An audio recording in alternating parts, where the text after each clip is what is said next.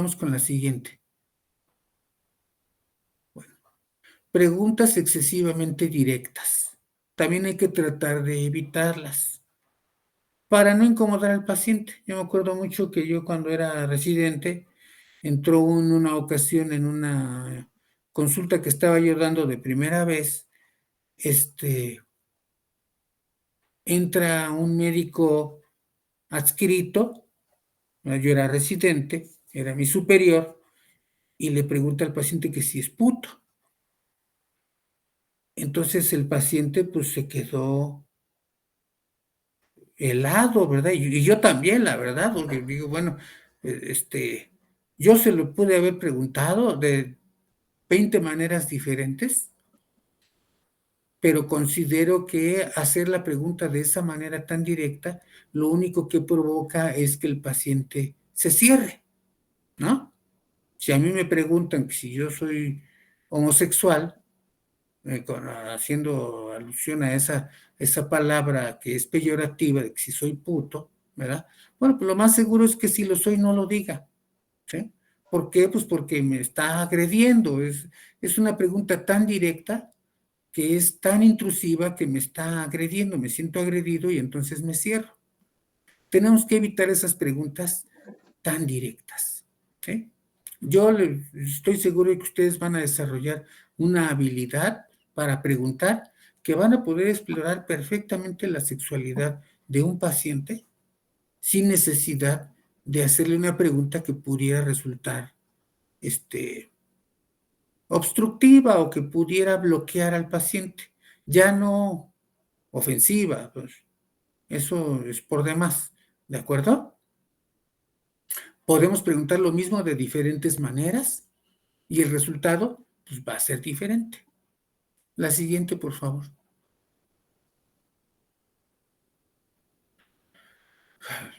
Bueno, recursos tópicos anticipados y consejos prematuros.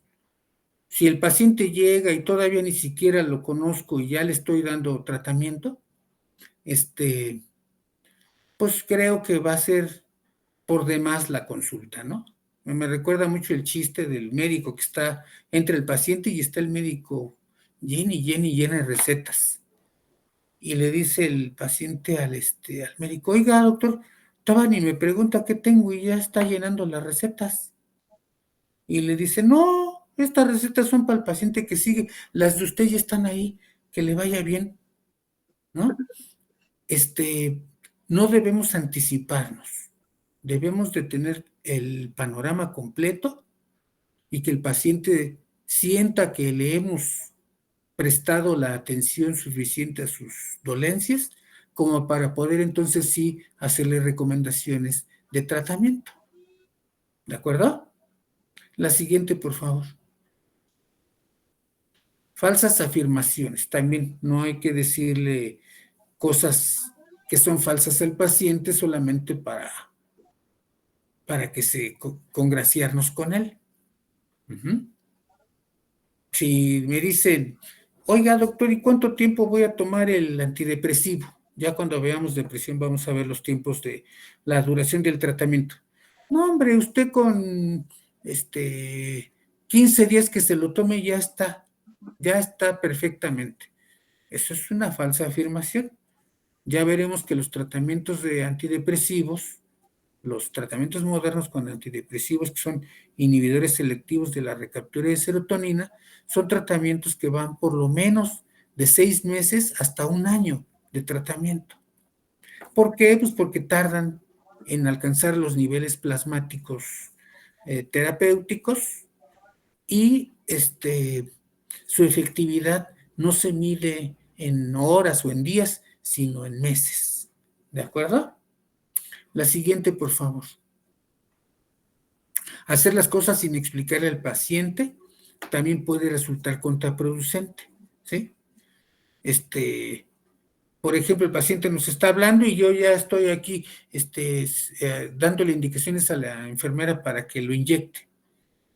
No, le tenemos que explicar, oiga, por todo lo que usted me está diciendo, veo que trae una ansiedad muy importante. Yo creo que es necesario que le apliquemos un medicamento que baje su nivel de ansiedad y que podamos seguir platicando. Y el paciente se va a decir, ah, sí, claro que sí, doctor. O tomes gotitas debajo de la lengua, aguánteme 3 minutitos, cierre sus ojos y ahorita seguimos platicando. Y el paciente lo entiende, lo acepta y le funciona. Y no hacer las cosas sin darle la explicación. Y menos aún hacer preguntas despreciativas, o sea, preguntas que hagan creer al paciente que lo que nos está diciendo no es importante. ¿De acuerdo? La siguiente, por favor.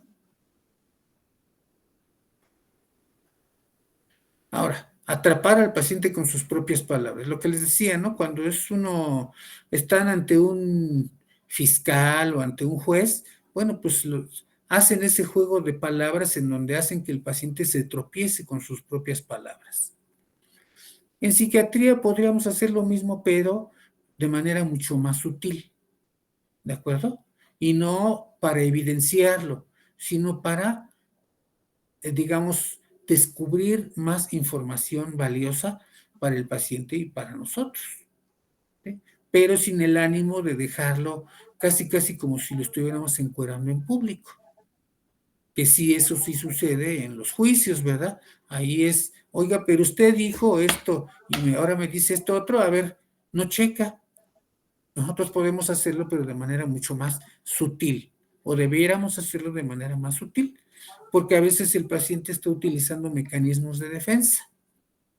Y si el paciente, los mecanismos de defensa le están funcionando, pues no somos nosotros nadie para quitárselos. ¿De acuerdo? La siguiente, por favor. Mensajes no verbales de resentimiento. O sea, también esto es algo que tenemos que evitar. ¿Sí? Que vemos al paciente y lo vemos así como, no, ya no quiso que yo lo siguiera atendiendo, ¿verdad? Ojalá y le vaya mal. No, si el paciente considera que está mejor atenderse con otro médico o en otra institución, pues que le vaya bien, ¿verdad? Que le vaya bien, ojalá y sea para su beneficio y desearle lo mejor. Y no, pues se va a ver que ahí le va a ir peor que conmigo, no, no, al contrario, hay que desearle lo mejor siempre al paciente. La siguiente, por favor. Ahora hay situaciones de entrevista específicas en donde tenemos que aprender a adaptar métodos y estilos, lo que les decía, hacer ustedes su propio estilo para hacer la entrevista, de tal manera que no se vea como algo acartonado, sino como algo fluido, como algo que ustedes ya dominan y que entonces pueden desarrollar de una manera orgánica, de una manera muy natural y no forzando al paciente casi, casi como si le estuvieran dando el tehuacanazo o toques o cosas así para sacarle la información, sino de una manera sutil y respetuosa. La siguiente, por favor. Ahora, hay pacientes particulares, como por ejemplo un paciente delirante. ¿Cuál sería la condición en una entrevista de un paciente delirante? Pues que no lo vamos a contradecir, ¿verdad? Como diría coloquialmente el dicho, pues darle al loco por su lado, así de plano, ¿sí? Si el paciente está diciendo que es Jesucristo, como les decía al principio de la plática, bueno, pues, écheme la bendición y ya váyase para allá, porque ahorita le van a poner una inyección para unas vitaminas. No podemos contradecir al paciente delirante porque el delirio no se va a reducir. Esa es la característica propiamente de un delirio. Es irreductible a la lógica. ¿De acuerdo? Entonces, ¿para qué lo contradecimos? Lo único que vamos a hacer al contradecirlo es que o se cierre o nos agreda. La siguiente, por favor. Entrevista al paciente deprimido y potencialmente suicida. Es lo que les decía. Bueno, ¿lo vamos a retar o vamos simplemente a transcribir textualmente lo que nos está diciendo y a canalizarlo a atención especializada?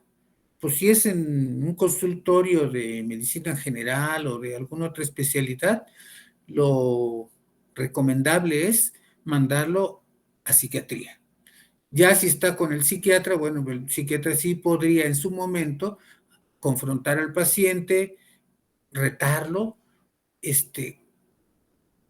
y explorar a mayor de profundidad el potencial suicida. La siguiente, por favor. El paciente con síntomas psicosomáticos, también igual. ¿Creen que vamos a convencer a un paciente que dice que tiene fibromialgia de que no tiene nada? Pues, ¿cómo lo vamos a convencer si el paciente tiene dolor y debilidad y fatiga y entumecimiento y todo? ¿Cómo lo vamos a convencer de que no tiene nada?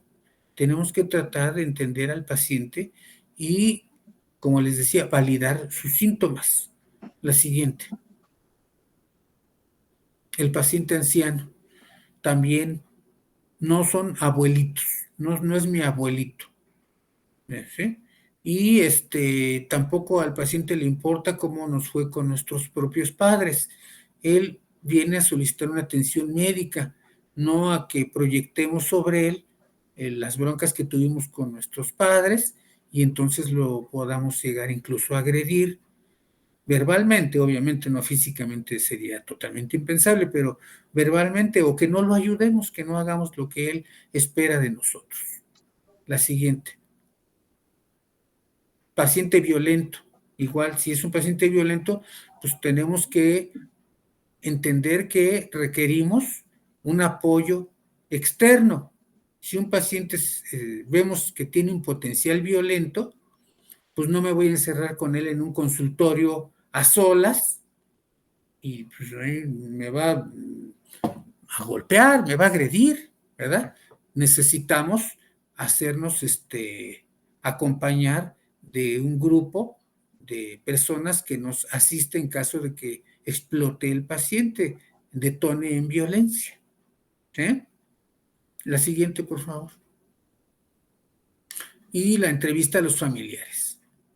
Es muy importante cuando estamos entrevistando a un paciente en psiquiatría que tengamos una validación de la información que nos está dando a través de las personas que lo acompañan, ¿de acuerdo? Al menos para la primera consulta o las primeras consultas que son las de integración de la historia clínica y el diagnóstico, ¿de acuerdo?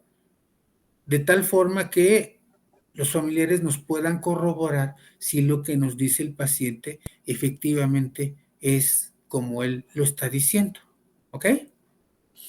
Creo que es la última, a ver la siguiente, creo que es la última. Sí, ya es la última, doctor. Bueno, entonces, estas son algunas, si quieres cerrar la presentación, por favor, Antonio, gracias. Estas son algunas consideraciones con respecto a la entrevista psiquiátrica. ¿Sí? Traté de hacerlo un poquito más rápido para, en apremio al tiempo que tenemos para la sesión, pero en el transcurso de las siguientes clases, ya incluso cuando hablemos de psicopatologías, podremos profundizar en algunos aspectos de la entrevista psiquiátrica. Hasta antes de que nos conectáramos para la clase, revisé el correo del grupo y me habían llegado 6 tareas. Eso quiere decir que todavía la mayoría no las ha enviado y por lo tanto no les he enviado en respuesta la historia clínica psiquiátrica. Entonces, por favor, a los que faltan, manden su tarea. No sé si alguien diga, es que no sé qué tarea, no me acuerdo, no estuve la vez pasada o me distraje. ¿Sí saben a qué tarea estoy haciendo referencia? A la de las preguntas, ¿no? Sí, son 2 preguntas muy sencillitas en una cuartilla. ¿Qué expectativas tienen de la materia? Media cuartilla. Y en la segunda